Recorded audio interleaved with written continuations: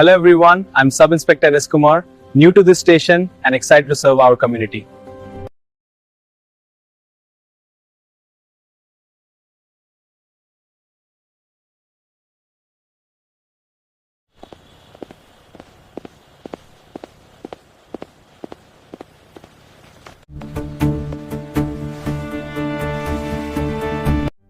Sir మా అమ్మాయి కనిపించడం లేదు సార్. 2 రోజులుగా మాకు భయంగా ఉంది.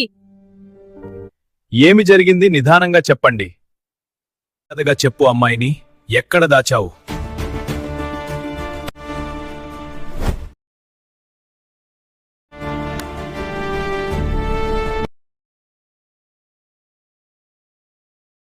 చెప్పు, అమ్మాయిని ఎక్కడ దాచావు?